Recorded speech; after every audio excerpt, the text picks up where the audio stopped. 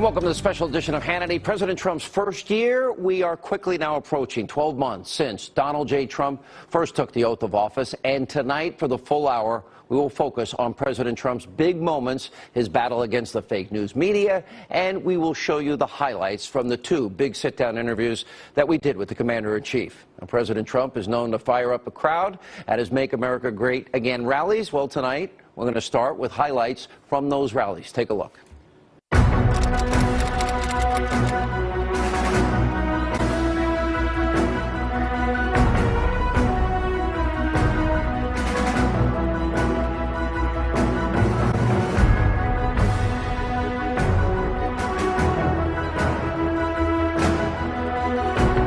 It's so great to be here in Florida, my second home with you. This is a state I truly love. This is a state where we all had great victory together. Thank you. It's now been 1 month since my inauguration, and I am here to tell you about our incredible progress in making America great again. And I'm also here to tell you about our plans for the future, and they're big and they're bold. One false story after another, with no sources, even though they pretend they have them, they make them up in many cases. They just don't want to report the truth, and they've been calling us wrong now for 2 years. They don't get it, but they're starting to get it. I can tell you that. They've become a big part of the problem. They are part of the corrupt system.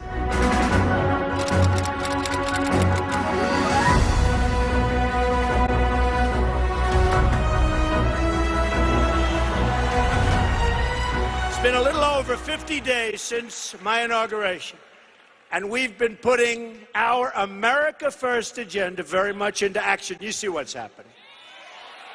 We're keeping our promises. In fact, they have signs. He's kept his promise. They're all over the place. I have. We have done far more, I think maybe more than anybody's done in this office in 50 days, that I can tell you.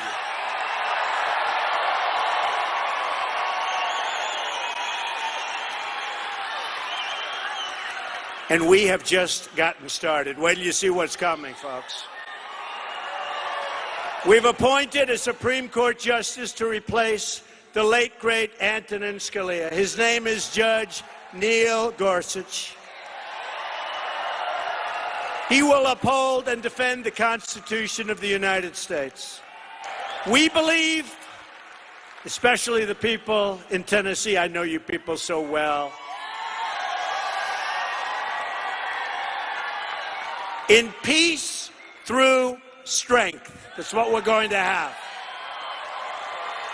And we are taking steps to make sure that our allies pay their fair share. They have to pay. We've begun a dramatic effort to eliminate job-killing federal regulations like nobody has ever seen before. Slash. We're going to protect the environment. We're going to protect people's safeties. But let me tell you, the regulation business has become a terrible business, and we're going to bring it down to where it should be.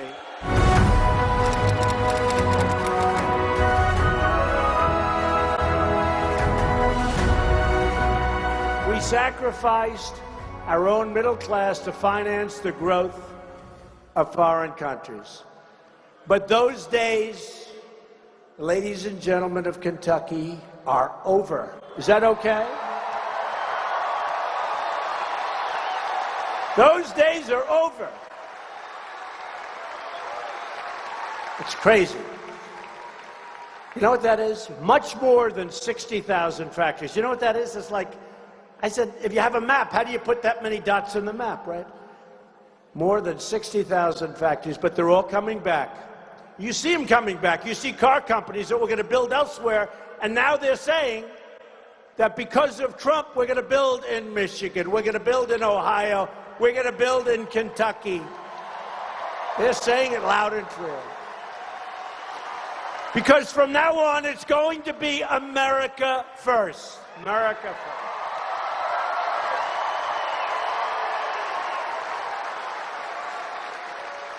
We will be, I promise you, a rich nation once again. And we will do what we have to do, and we will not allow other countries to take advantage of us like they've been doing to a level that's hard to believe. Hard to believe. Not going to happen. Not going to happen anymore, Kentucky. Remember that, okay? You just worry about your basketball team. I'll take care of the rest.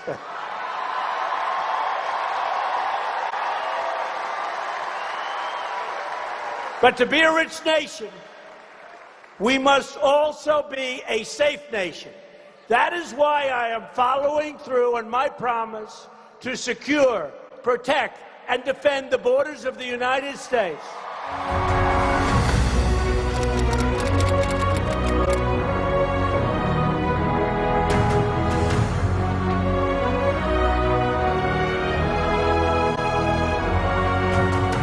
In just these first few months, we've created 99,000 new construction jobs, 49,000 new manufacturing jobs, and 27,000 new mining jobs. Who are the miners here? The miners, finally. We're taking care of our miners. We love our miners. And we have over 600,000 new jobs. And by the way, the stock market since our election is through the roof.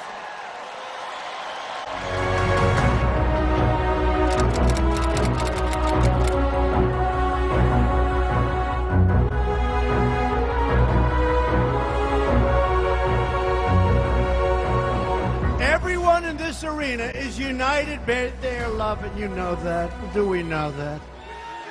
Everyone. United by their love for this country and their loyalty to one another, their loyalty to its people.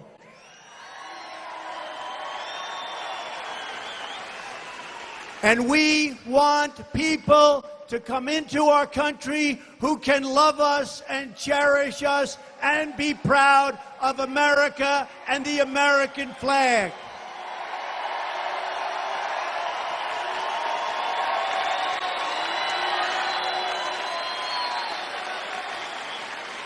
We believe that schools should teach our children to have pride in our history and respect for that great American flag. We all believe in the rule of law, and we support the incredible men and women of law enforcement. Thank you. Thank you for being here.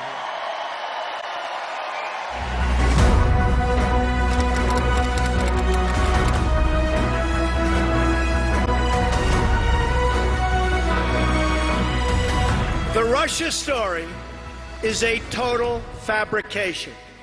It's just an excuse for the greatest loss in the history of American politics. That's all it is.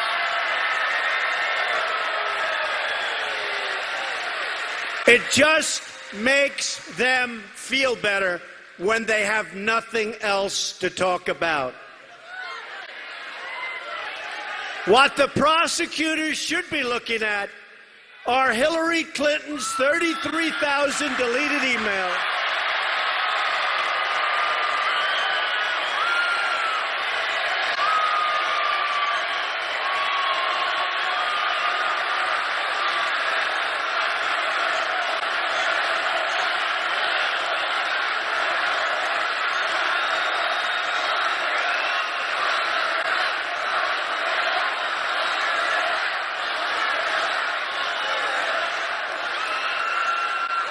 and they should be looking at the paid Russian speeches and the owned Russian companies. Or let them look at the uranium she sold that is now in the hands of very angry Russians.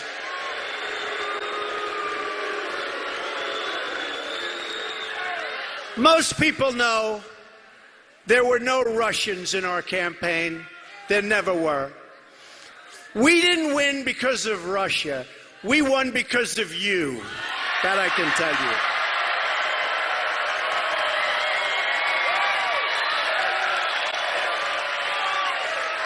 you. We won because we totally outworked the other side. We won because millions of patriotic Americans voted to take back their country.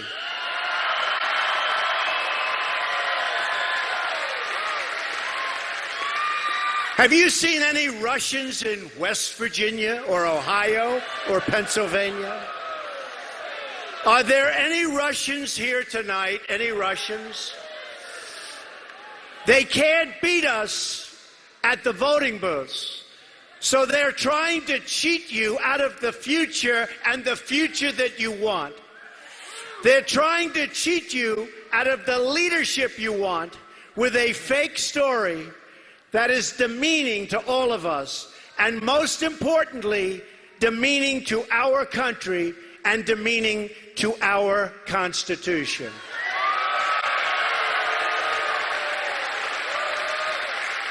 I just hope the final determination is a truly honest one, which is what the millions of people who gave us our big win in November deserve, and what all Americans who want a better future want and deserve.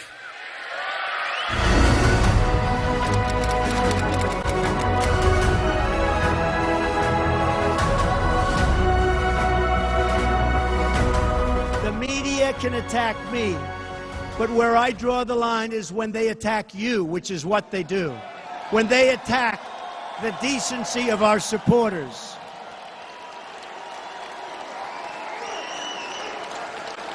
You are honest, hardworking, tax-paying, and by the way, you're overtaxed, but we're going to get your taxes down.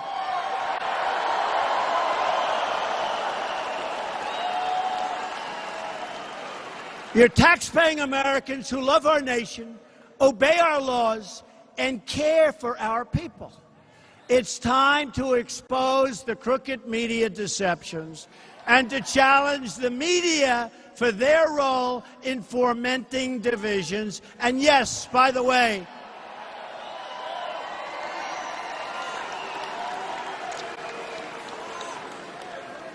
they are trying to take away our history and our heritage. You see that.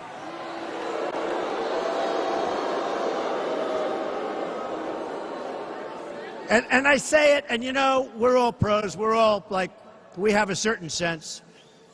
We're smart people. These are truly dishonest people. And not all of them. Not all of them. You have some very good reporters. You have some very fair journalists. But for the most part, honestly, these are really, really dishonest people. And they're bad people. And I really think they don't like our country. I really believe that. And I don't believe they're going to change, and that's why I do this. If they would change, I would never say it. The only people giving a platform to these hate groups is the media itself and the fake news.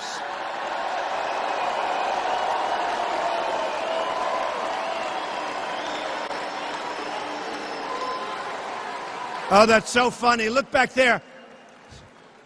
The live red lights, they're turning those suckers off fast out there. They're turning those lights off fast.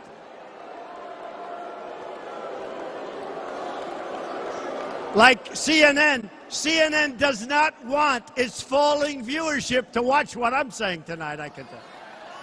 I mean, the advantage I have is that we do have a big voice.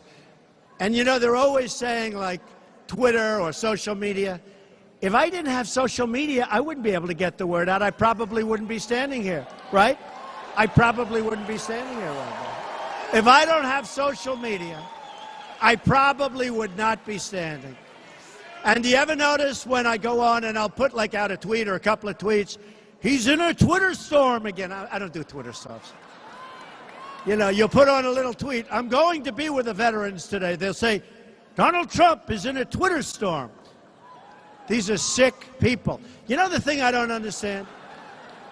You would think they'd want to make our country great again, and I honestly believe they don't. I honestly believe it. If you want to discover the source of the division in our country, look no further than the fake news and the crooked media.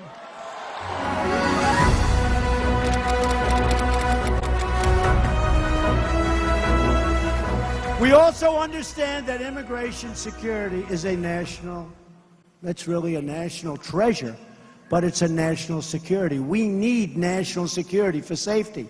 We're going to keep radical Islamic terrorists out of our country. Sorry.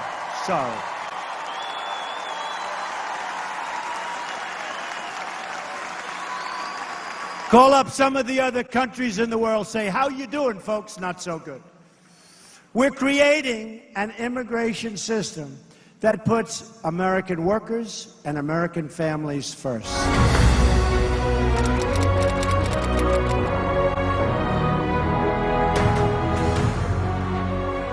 In our campaign for the presidency, we defied the pundits, the politicians, and the special interests because ours was a movement of the people, and it really was. It was a movement of you. It was a movement of the people. It was a movement to make America great again. It's happening. That's happening. And coming up, the fake news, liberal mainstream destroy Trump media has been exposed in all of their efforts to damage and destroy President Trump. We're going to show you the worst examples of this extreme bias. That and more in this special edition of Hannity. I am totally blind. Live from America's News headquarters, I'm Alicia Acuna. The State Department today releasing a number of work-related emails from the account of one-time top Hillary Clinton aide Huma Abedin. The emails were found by the FBI on the laptop of Abedin's estranged husband, one-time New York Congressman Anthony Weiner. At least 4 of the documents that were released today were marked classified and were heavily redacted. Former FBI Director James Comey told a congressional hearing in July of last year that Clinton was extremely careless in her handling of classified emails on a private server. Today's frigid conditions taking a heavy toll on Boston commuters, the nation's 5th largest transit system reporting severe delays on one of its lines. Crews had worked through the night to repair cracked rails and broken switches. At least 10 people were hurt in the trolley crash, none seriously. I'm Alicia Acuna. Now, back to Hannity. And welcome back to the special edition of Hannity, President Trump's first year. As we have now been highlighting on this show, the liberal mainstream destroy Trump media, well, they have been massive purveyors of fake news, all in an attempt to hurt and undermine President Trump and his agenda. Now, since President Trump took office, the spreading of fake news and outright lying has now reached unprecedented levels, which has now created a massive informational crisis in this country. Now, before we show you the worst of the worst examples from the mainstream media, well, let's first go back and look at how everyone in the press said that Donald Trump was never, ever going to win. They were laughing up a storm at the thought that he could win. Remember this. Donald Trump has been saying that he will run for president as a Republican, which is surprising since I just assumed he was running as a joke. Do it. Look at me. Do it. I will personally write you a campaign check now on behalf of this country, which does not want you to be president, but which badly wants you to run. We better be ready for the fact that he might be leading the Republican ticket next. I know you don't believe that, but I want to go on. Sorry to laugh. President Obama will go down as perhaps the worst president in the history of the United States! Exclamation point at real Donald Trump. Well, at real Donald Trump, at least I will go down as a president. That's like my favorite video, the media dead wrong. Now, the president's stunning victory, it did set the stage for the intense media backlash against his administration. Here are some of the worst examples of abusive bias from your partisan press. Take a look. America is crying tonight. I'm not sure how much of America, but a very, very significant portion, and I mean literally crying. Yeah. This is a sadness. It is a mourning moment for those people, and it is a moment filled with fear. Pretty extraordinary thing to say. If you have a son in the Marine Corps and that you don't trust the commander-in-chief. The people in the military defend the Constitution. This was a white lash. This was a white lash against a changing country. It was a white lash against a black president in part. There's a sign out there that's been hung up in the White House or outside the White House saying, if you're not white, you're not especially welcome. This is a man who is not well. He alternated between being a whiny 6-year-old who's had his Nintendo taken away and between being the cranky old man who's out there condemning everyone who doesn't worship him adequately. Donald Trump, short of only maybe Woodrow Wilson and Andrew Jackson, is being himself more than any other previous president with disgraceful racial views. He said today, America first. It was not just the racial, the Hitlerian background to it. Is Donald Trump competent to be president? President Trump say America first. Tonight, President Trump put himself first. A little whiff of fascism tonight, I think it's fair to say. Absolutely. Trump's critics, those who are worried about this president and this White House, saw a live special television event brought to you by narcissism, thin skin, chaos, and deeply personal grievances. Donald Trump is a president with whom there is grave question about his fitness and ability to conduct the office of the president. Donald Trump is Jesus to followers of Jesus who've rejected the teachings of Jesus. Donald Trump allowed right-wing Christians to finally vote for Caligula, Judas, and the golden calf. Here you have a deranged president or a pathologically lying president lying about the operations of the American government and lying about the previous president of the United States.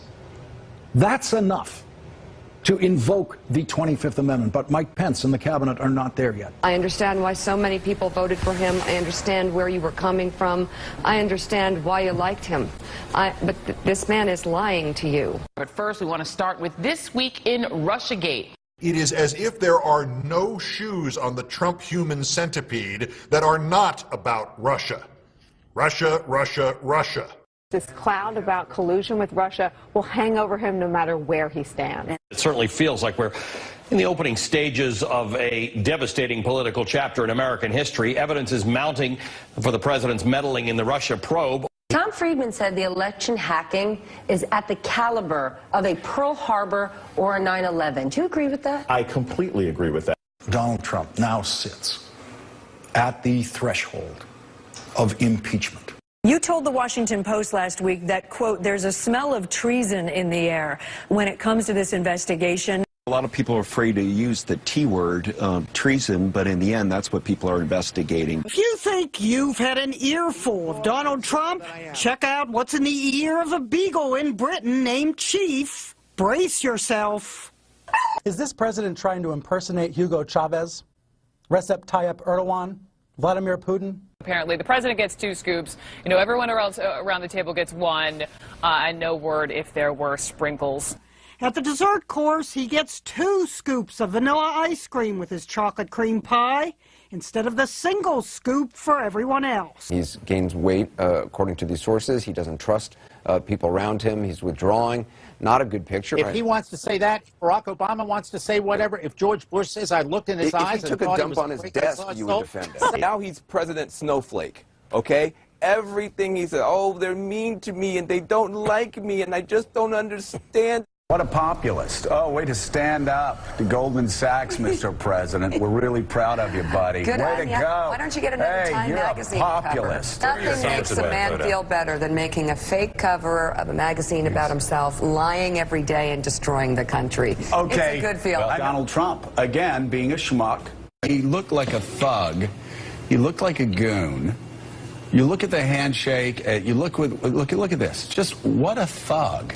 But it's just what an embarrassment. Look, he's mauling him like an idiot. This is so unbalanced. This is so, he is not well. He's Vladimir Putin's hostage. It would be like somebody pooping their pants and then people looking at it and saying, oh, that's modern art. Don't you understand?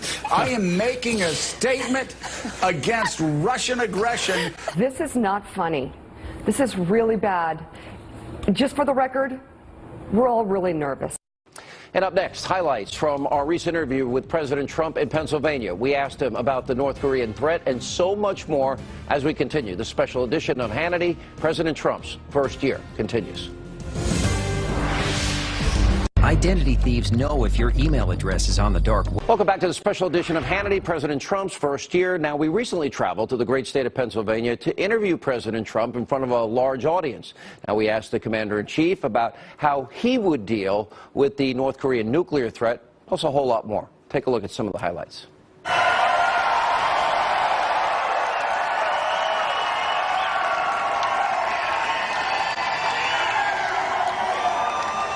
How are you, Mr. President? I'm very good. Thank you, Sean. My second interview since you've been president. You guys want to start with good news? We do have some good news. Go ahead. Right? You don't get a lot of good news in the media. Well, you don't get so much. The market's up 25% since you won. You tweeted this out that nobody in the media brings it up, so I said, you know what, I'm going to bring it up tonight. $5.2 trillion in wealth created. We have the lowest unemployment rate in 16 years. We have the best labor participation rate in 7 years and the lowest number of people on food stamps in 7 years. That's right. That's right. That's exactly right. It's going really well. I'm loving it. I'm doing a job for the people, and people are seeing that. And I'm so proud of the $5.2 trillion of increase in the stock market. Now, if you look at the stock market, that's one element, but then we have many other elements. The country, we took it over, it owed $20 trillion. As you know, the last 8 years, they borrowed more than it did in the whole history of our country. So they borrowed more than $10 trillion, right? And yet we picked up $5.2 trillion just in the stock market, possibly picked up the whole thing in terms of the first 9 months, in terms of value. So you could say in one sense we're really increasing values, and maybe in a sense we're reducing debt. But we're very honored by it, and we're very, very happy with what's happening on Wall Street. You came back to Pennsylvania. I know you've been in Wisconsin and Michigan and Ohio and North Carolina because a lot of people still need opportunity and jobs. Right. You're really here. You're going to be talking at length about your economic plan. That's right. Let's talk about it. Okay. Well, first of all, it's a massive tax cut. And, you know, it's a reform, but it's a massive tax cut.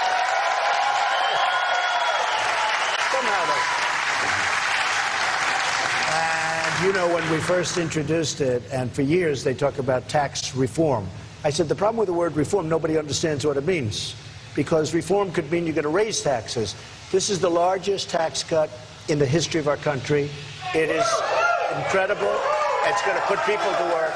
So right now, Sean, we are the highest taxed nation in the world. And we're going to be now down in the lower rung in terms of taxes. There was a lot of coverage of your phrase. They would report it in the media, cryptic phrase, the calm before the storm. It seemed related to Rocket Man, his term. Kim Jong-un.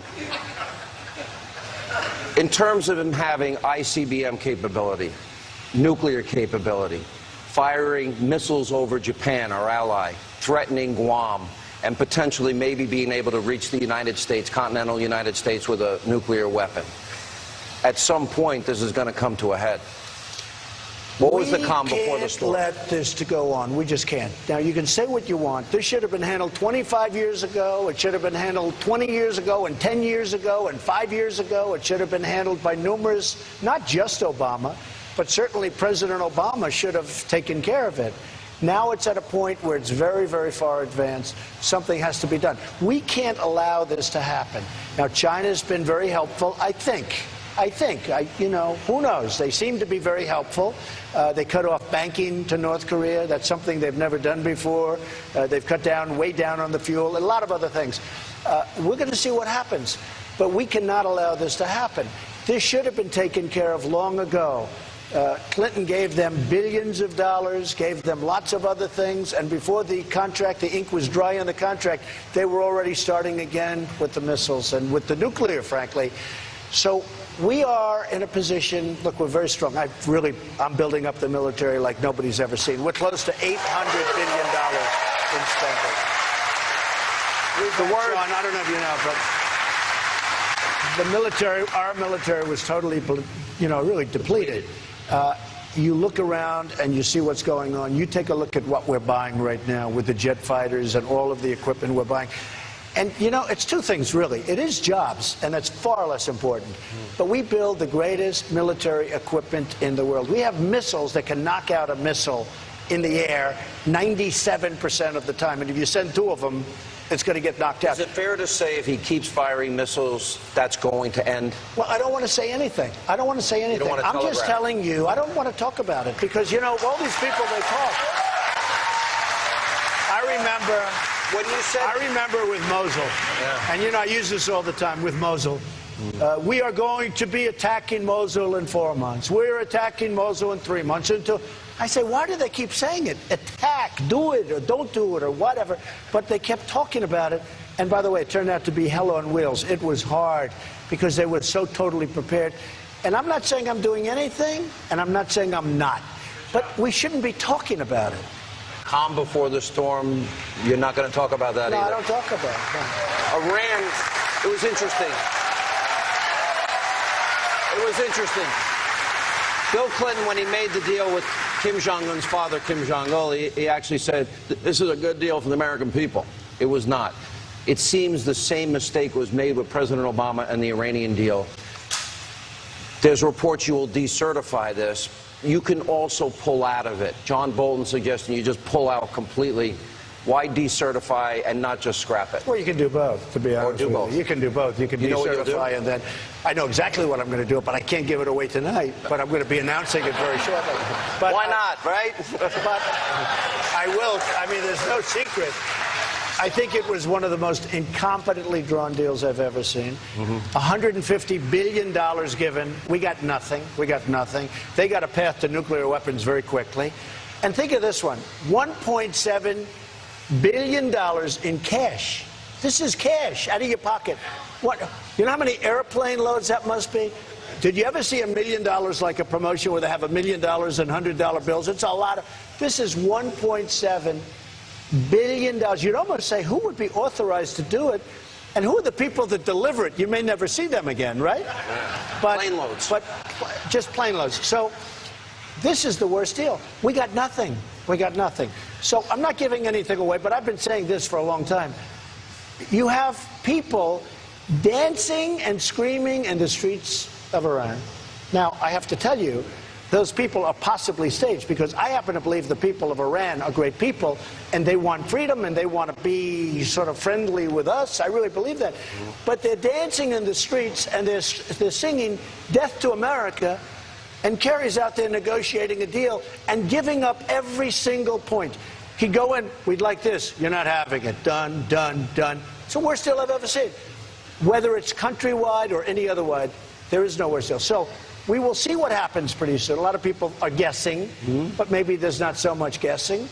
But it was an incompetently drawn deal. Look, it's a very bad deal. I'm not saying anything different tonight that I have been saying for 2 years. It's a horrible, horrible embarrassment to our country. And we did it out of weakness when actually we had great strength. And coming up, this was the first show on cable to sit down with President Trump once he got into the White House. We're going to play you some of the highlights from our first interview with the president as we continue the special edition of Hannity.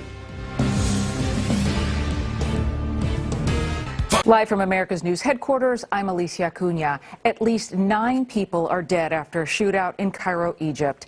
It started when a gunman opened fire outside a church on Friday. 8 of the victims are Coptic Christians, the other a police officer. The gunman was reportedly killed in the ensuing gunfire. The Islamic State claimed responsibility for this attack, along with many others, against Egypt's Coptic Christian minority. More than 100 people have been killed since last December in attacks against the Coptic community. More Americans could soon be heading to Syria. This according to Secretary of Defense Jim Mattis. Secretary Mattis said in a press conference Friday he expects more American civilians and contractors will go to the war-torn country to help rebuild communities devastated by years of ISIS occupation. I'm Alicia Cunha. Now back to Hannity. Welcome back to the special edition of Hannity. President Trump's first year, now back in January. We traveled down to Washington, D.C.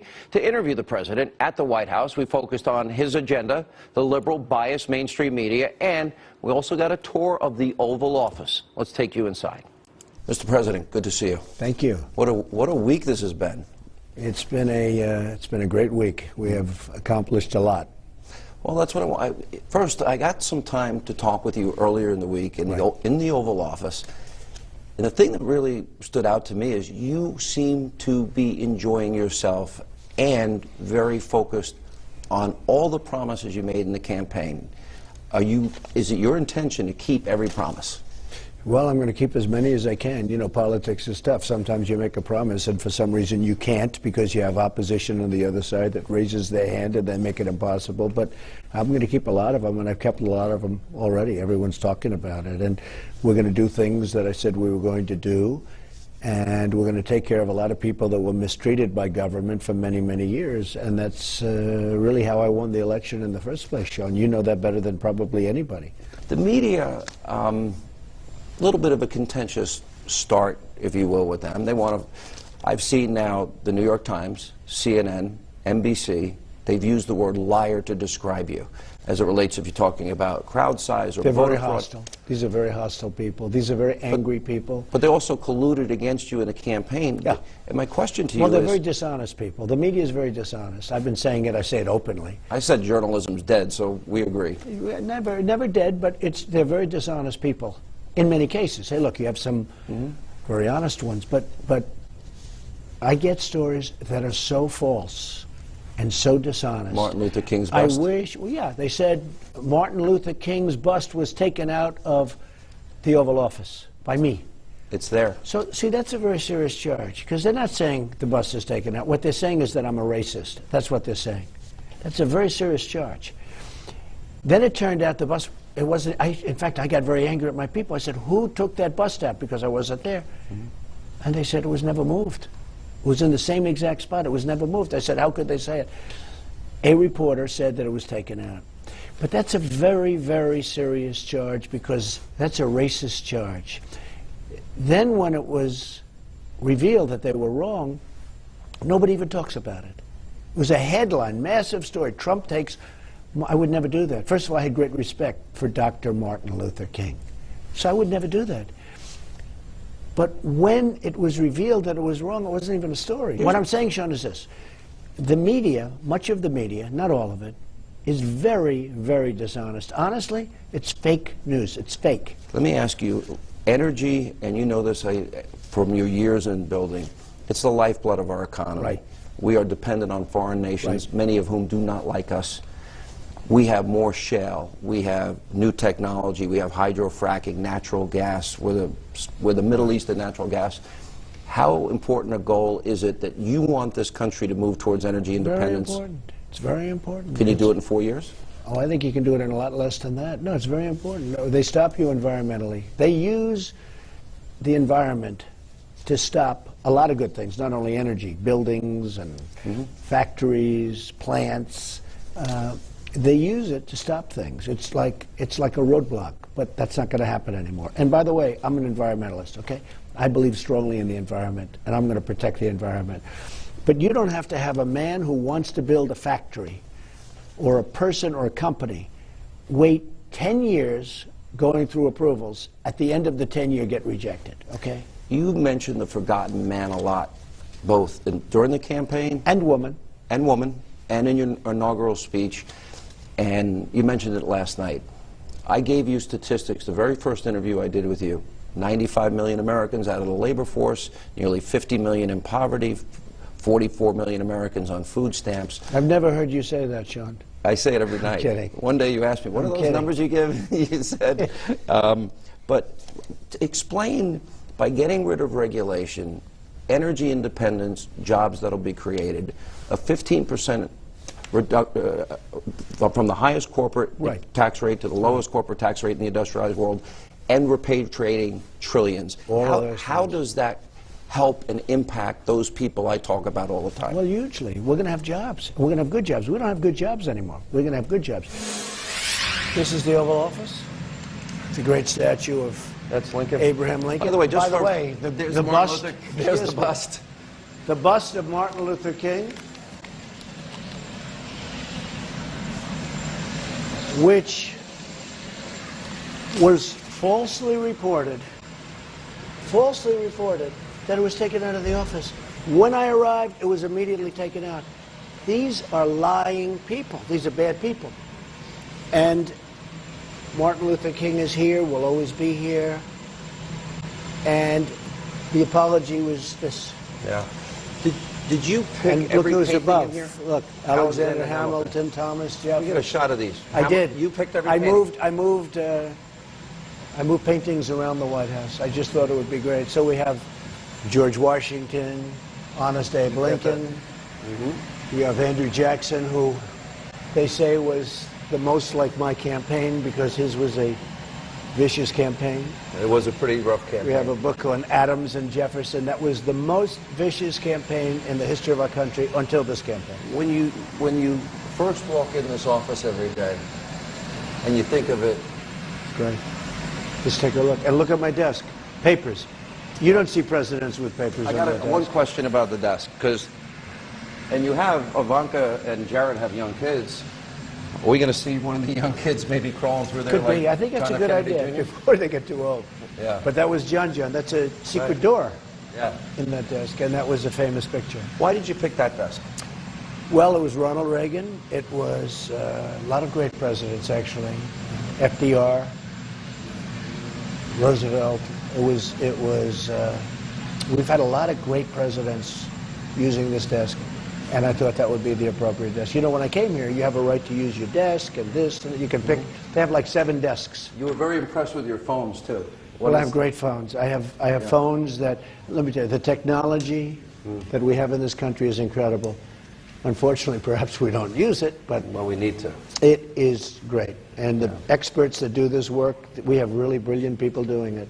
I assume you're going to be putting, there's a picture of your father. Picture of my father, right? That wasn't there yesterday. Right. No, it wasn't. I just added that. That's good. You know that, huh? I did notice that. Well, you picked that up fast. And why did you choose the rug of Reagan? You could have also designed your own. Yeah, and others, but I thought that, first of all, I liked it. I like the look, I like the lightness, and I like having it be Reagan. I like Reagan. I disagreed with him on some things, primarily trade. He was not as strong on trade as I felt he should have been, but that's okay.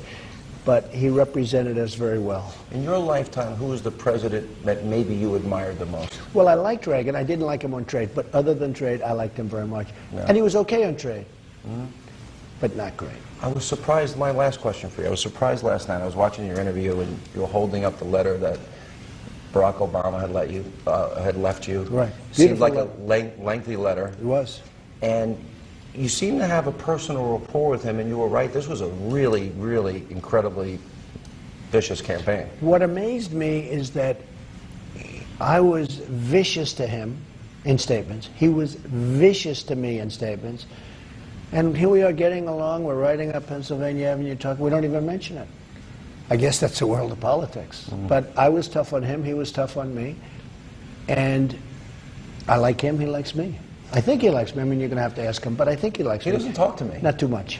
No, he doesn't talk to me. I can't figure out why. Yeah. But, look, you know, he wrote me a very nice letter, beautiful letter. Yeah. Helpful to you? It's something to think about. Yeah. I agree with the letter he wrote. My very last question. Yes.